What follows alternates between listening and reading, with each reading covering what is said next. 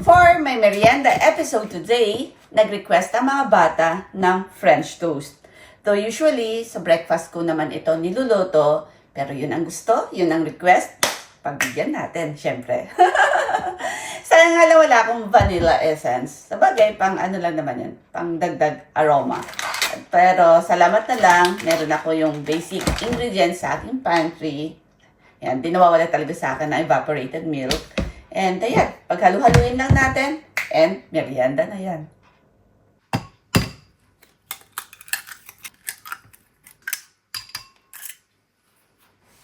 Basta paghalu-haluin ko lang naman ng mga to. Lalagay ako ng konting sugar lang.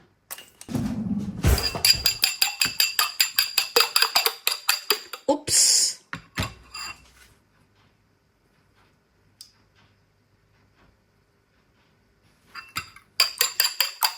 Munti ko na makalimutan ang aking cinnamon powder.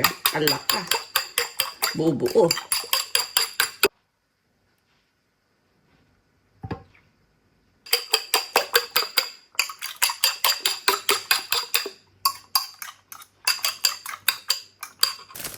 At para sa aking bread, mas gusto kong gamitin itong 6 pieces slice.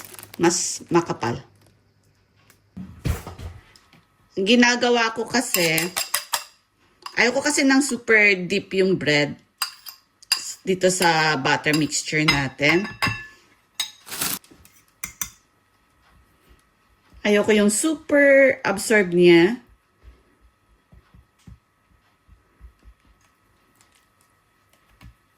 Yan, dip ko lang yan.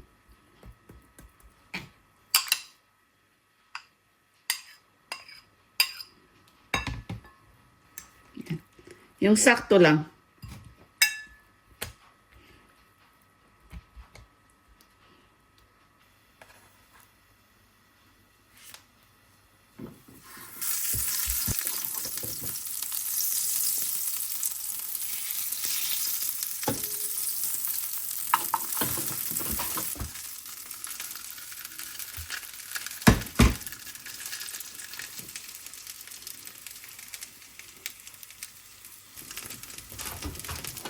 Slow fire lang talaga ako.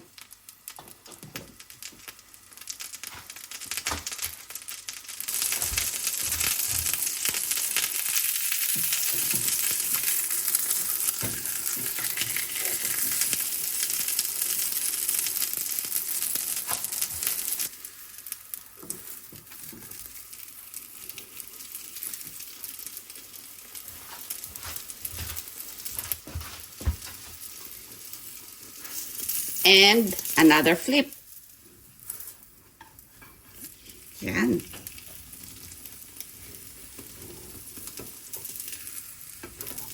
Ganda ng pagka-toast.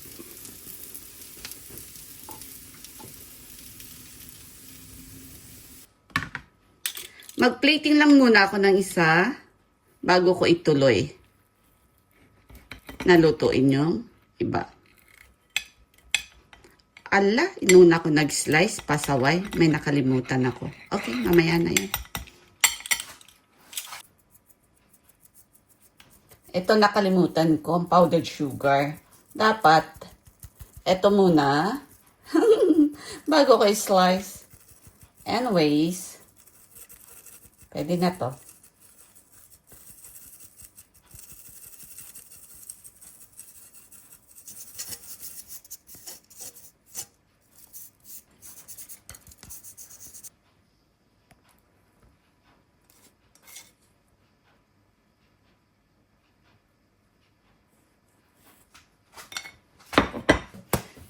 Chocolate syrup di? Chocolate syrup di? Oh, honey.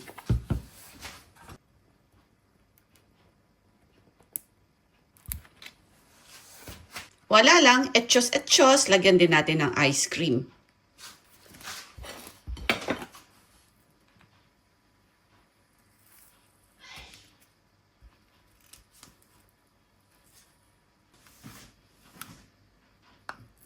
Gakit! Okay na yan.